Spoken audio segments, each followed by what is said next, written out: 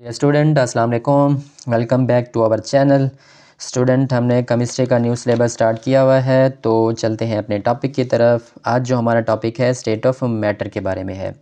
अच्छा, आपकी किताब के अंदर इसको पैराग्राफ की फॉर्म में लिखा है। मैंने कोशिश की है कि इसके डिफरेंट पॉइंट हाईलाइट करूं, साथ में आपको रियल लाइफ एग्जांपल दूं आम रूटीन से, ताकि आपको ये टॉपिक आसान लगे। तो चलें स्टार्ट करते हैं। स्टेट ऑफ मैटर, मैटर की हालतें। अब अगर मैं आपको इस दुनिया की मिसाल दूं, ये दुनिया दो चीज़ों से मिलके बनी है, एक मैटर से और दूसरा एनर्जी से। दोनों को समझ लेते हैं। ये जो मैटर होता है, anything that have mass, anything that have mass and occupy space, हर वो चीज़ जो वज़न रखेगी और जगह भी ऑक्यूपाई करेगी, वो मैटर कहलाएगी। आप कहेंगे सर ये तो फिर पूरी दुनिया ही मैटर से बनी है। बिल्कुल, ये पूरी दुनिया मैटर से ही बनी है। देन पढ़ लेते हैं एनर्जी क्या होती है। अब किसी जिस्म के काम करने की सलाहियत को एनर्जी कहा जाता है। और दूसरी बात, ये जो एनर्जी है ये नॉन मटेरियल होती है। अब ये जो लफ्ज़ नॉन मटेरियल है, इसका क्या मतलब है? इसका मतलब है वो कोई जगह ऑक्यूपाई नहीं करती, क्योंकि वो हमें नज़र ही नहीं आती। आइंस्टाइन की इक्वेशन के हिसाब से, आइंस्टाइन की जो इक्वेशन E=mc² है, इसके हिसाब से इसका वज़न होता है। अब ये एक इंटरेस्टिंग टॉपिक है, ये किसी और लेक्चर में मैं आपको समझाऊंगा। अब चलते हैं 4 स्टेट ऑफ मैटर पे। अब मैटर की 4 हालतें होती हैं, gases, liquid, solid and plasma. सबसे पहले हम गैसेस को समझ लेते हैं कि ये गैसेस क्या होती हैं। देखें, गैसेस की अगर मैं बात करूं, अगर इसके सबसे पहले पॉइंट की बात करूं, ये जो गैस के मालिक्यूल होते हैं ये एक दूसरे से काफ़ी दूर होते हैं। देखें, यहाँ समझाने के लिए मैंने एक छोटा सा कंटेनर बनाया है। आप देख रहे हैं इसके अंदर ये जो ब्लैक ब्लैक डॉट्स आपको नज़र आ रहे हैं, ये गैस के मालिक्यूल हैं जो एक दूसरे से दूर हैं। तो इनके अंदर ये एक दूसरे से दूर दूर रहते हैं। अब नेक्स्ट पॉइंट की बात कर लेते हैं। ये जो गैस के मालिक्यूल हैं, इनके दरमियान जो फोर्स ऑफ अट्रैक्शन होती है, मतलब जो इंटरमालिक्यूलर फोर्स होती है, वो बहुत वीक होती है। अब सवाल है कि ये इंटरमालिक्यूलर फोर्स क्या है। चलें ये भी मैं आपको समझा देता हूँ। देखें, ये वो फोर्स होती है जो दो मालिक्यूल को आपस में जोड़ के रखती है। देखें, ये एक आप कंसीडर कर लें, ये एक मालिक्यूल है, ये एक दूसरा मालिक्यूल है। अब ये जो दरमियान में आपको डॉटेड नज़र आ रहे हैं, ये फोर्स ऑफ अट्रैक्शन है, जिसको इंटरमॉलिक्यूलर फोर्स कह रहे हैं। जो दो मालिक्यूल को आपस में जोड़ के रखती है, उसे इंटरमॉलिक्यूलर फोर्स कहा जाता है। होप सो इंटरमॉलिक्यूलर फोर्स की आपको समझ आ गई होगी। तो चलते हैं टॉपिक की तरफ। देखें, तो ये जो मालिक्यूल हैं, आपको नज़र आ रहा होगा ये एक दूसरे से काफ़ी दूर हैं। अब दूर होने की वजह से इनके अंदर ये जो इंटरमॉलिक्यूलर फोर्स होती है वो भी वीक हो जाती है। होप सो ये पॉइंट भी आपको समझ आ गया होगा। देन चलते हैं नेक्स्ट पॉइंट की तरफ।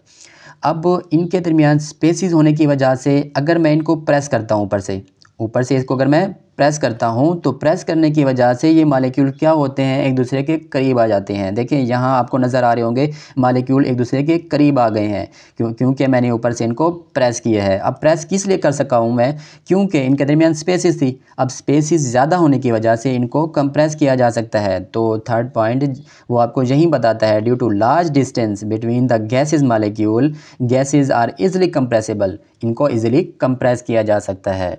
होप सो ये पॉइंट भी आपको समझ आ गया होगा। देन जो नेक्स्ट पॉइंट है हमारा, वो डेंसिटी के बारे में है। अब डेंसिटी क्या होती है? डेंसिटी, जो कि आपने 8th क्लास के अंदर भी ये टॉपिक पढ़ा होगा, अब यहाँ भी मैं आपको मज़ीद रिवाइज़ करा देता हूँ। देखें, मैस पर यूनिट वॉल्यूम, ये जो रिलेशनशिप होता है मैस और वॉल्यूम का, इसी को हम डेंसिटी बोलते हैं। चलें इसको मैं मज़ीद आसान अल्फाज में बताता हूँ। कोई चीज़ अपनी हाइट के हिसाब से कितना वज़न रखती है, वो डेंसिटी कहलाती है। चलें मैं कोशिश करता हूँ इसको मज़ीद आसान करूँ। यहाँ इस कंटेनर को देखें, जो गैस के मालिक्यूल हैं वो एक दूसरे से दूर दूर हैं, और जहाँ तक गैस के मालिक्यूल हैं वहाँ से नीचे तक ये इसकी हाइट है। अब हाइट को हम वॉल्यूम बोलते हैं। अब अगर मैं डेंसिटी का फार्मूला देखूँ, density is equal to mass over volume. अगर वॉल्यूम ज़्यादा होगा तो डेंसिटी कम हो जाएगी, क्योंकि इनका आपस में इन्वर्स रिलेशन होता है। इन्वर्स में एक चीज़ बढ़ती है तो दूसरी चीज़ कम हो जाती है। तो वॉल्यूम बढ़ेगा तो डेंसिटी कम हो जाएगी। देखिए, इसका वॉल्यूम यहाँ पर ज़्यादा है। गैस के मालिक्यूल क्योंकि दूर दूर होते हैं तो इनका वॉल्यूम ज़्यादा होता है, तो इनकी डेंसिटी क्या हो जाती है, लो हो जाती है। और यही 4th पॉइंट के अंदर डिस्कस किया गया है। अब देखिए, अगर मैं वॉल्यूम बढ़ा दूँ, सॉरी वॉल्यूम मैं क्या कर दूं, कम कर दूं। अब कम करने पर क्या होगा, कम करने पर इसकी डेंसिटी बढ़ जाएगी। होप सो ये पॉइंट आपको समझ आ गया होगा और यहाँ तक गैसेस की भी आपको समझ आ गई होगी। चलते हैं नेक्स्ट पेज पे। अब जो हमारा नेक्स्ट पॉइंट है वो लिक्विड के बारे में है। अब देखें गैस के बारे में आपने कहा कि जो उसके मालिक्यूल होते हैं वो एक दूसरे से दूर दूर होते हैं। अब यहाँ लिक्विड के अंदर इसके मालिक्यूल एक दूसरे के करीब होते हैं, ठीक है, जिसकी वजह से ये क्लोजली अटैच हो जाते हैं, लेकिन फिर भी मूव कर सकते हैं रैंडमली। अब रैंडमली मूव करने का मतलब होता है बेतरतीब मूवमेंट। ये पहले पॉइंट में की आपको समझ आ गई होगी। अब जो दूसरा पॉइंट है इसके अंदर हमने क्या देखना है, अब मालिक्यूल एक दूसरे के अब करीब करीब आने की वजह से इनके दरमियान जो इंटरमॉलिक्यूलर फोर्स थी वो एग्जिस्ट करना शुरू कर देती है। अब क्योंकि गैसेस के अंदर तो वो बहुत कम होती है, लेकिन गैसेस के मुकाबले यहाँ पर ये फोर्स ज़्यादा हो जाती है क्योंकि इसके मालिक्यूल करीब करीब हो जाते हैं। होप सो ये दूसरा पॉइंट भी आपको समझ आ गया होगा। अब ये जो तीसरा पॉइंट है इसके अंदर अब देखें गैस के मालिक्यूल बहुत क्लोज हैं, क्या आप इसको कंप्रेस कर सकते हैं?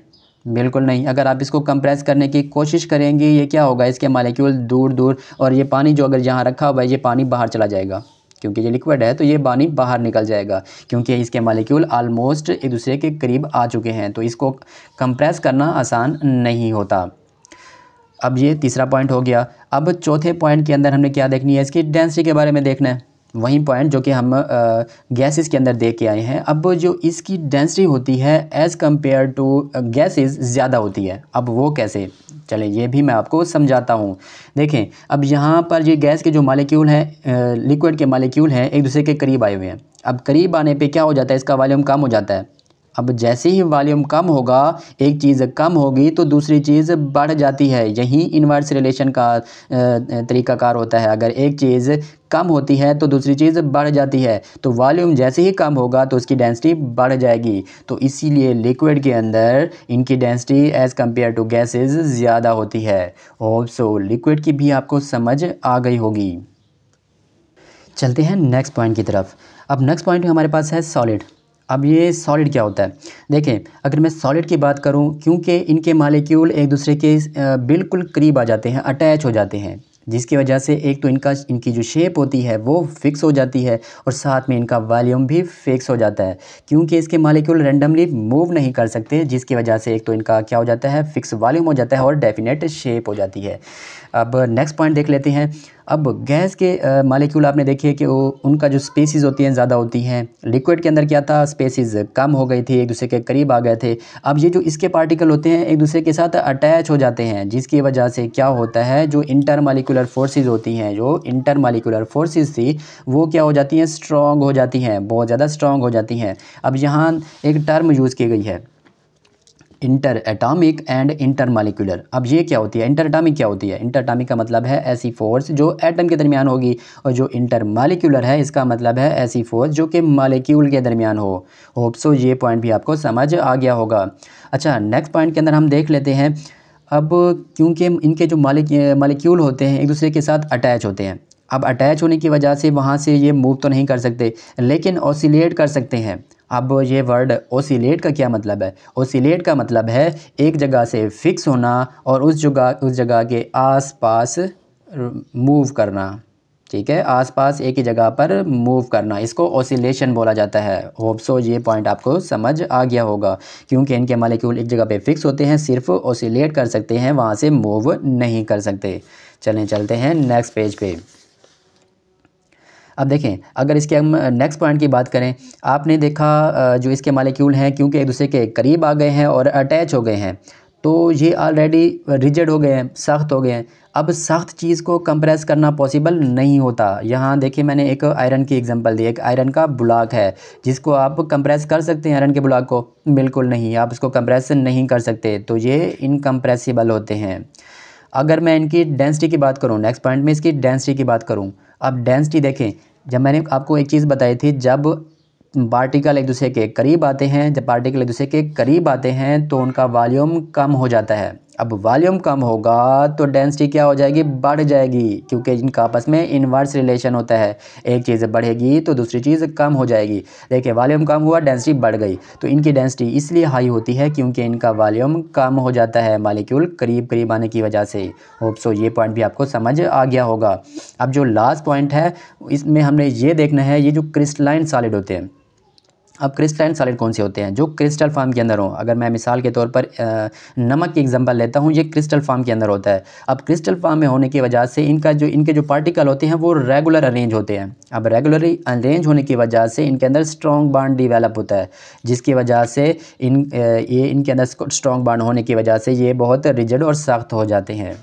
होप सो आपको सॉलिड की भी समझ आ गई होगी। अब समझ लेते हैं प्लाज्मा के बारे में।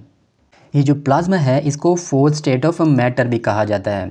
अगर मैं आपको मिसाल दूं, ये जो आपका सन है ये भी प्लाज्मा से बना है। इसके अंदर डिफरेंट गैसेस हैं, गैसेस आयन की फॉर्म में होती हैं। तो क्या होता है, ये भी प्लाज्मा की एक एग्जांपल है।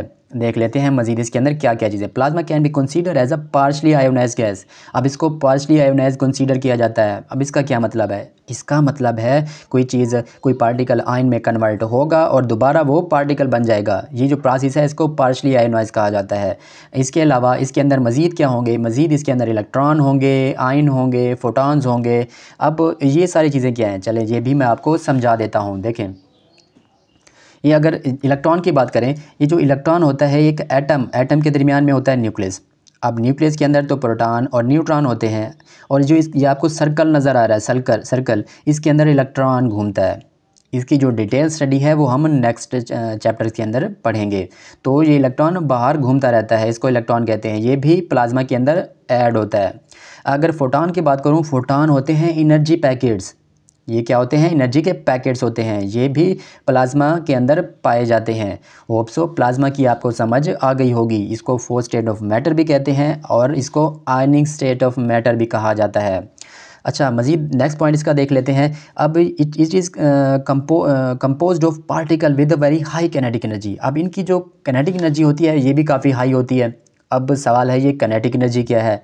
अब जो पार्टिकल मूव करते हैं, मूवमेंट की वजह से जो एनर्जी उसके अंदर पैदा होती है उसको कैनेटिक एनर्जी कहा जाता है। और इनकी जो कैनेटिक एनर्जी है हाई होती है, क्योंकि इनके पार्टिकल बहुत तेज़ी से मूव करते हैं। अब इसका जो लास्ट पॉइंट है इसके अंदर, इसकी ये मज़ीद कहाँ एग्जिस्ट करता है, ये फ्लोरेसेंट ट्यूब के अंदर पाया जाता है, लाइटनिंग के अंदर होता है और वेल्डिंग आर के अंदर भी पाया जाता है। अब ये सारी चीज़ें क्या होती हैं। अब फ्लोरेसेंट ट्यूब की अगर मैं आपको मिसाल दूँ, आपने घरों में ट्यूब जो राड टाइप ट्यूब होती है वो देखी होगी, उसके अंदर भी ये फ्लोरेसेंट मटेरियल होता है जिसके अंदर प्लाज्मा मौजूद होता है। और इसके अलावा यहाँ पर लाइटनिंग की बात की है, ये जो थंडरस्टॉर्म होता है, बिजली चमकती है तो तब भी प्लाज्मा पैदा होता है। और वेल्डिंग आर्क, जब वेल्डिंग की जाती है तब भी ये प्लाज्मा पैदा होता है। होप सो आपको प्लाज्मा की भी समझ आ गई होगी। यहाँ पर हमारा स्टेट ऑफ मैटर का टॉपिक ख़त्म हो जाता है। अगर आपको केमिस्ट्री इसी न्यू अंदाज में और इंटरेस्टिंग तरीके से और एग्जांपल के साथ पढ़नी है तो चैनल को ज़रूर सब्सक्राइब करें, और वीडियो अच्छी लगी हो तो इसको लाइक कर दें। मिलते हैं नेक्स्ट वीडियो में इसी तरह के नए इंटरेस्टिंग टॉपिक के साथ। तब तक के लिए अल्लाह हाफिज़।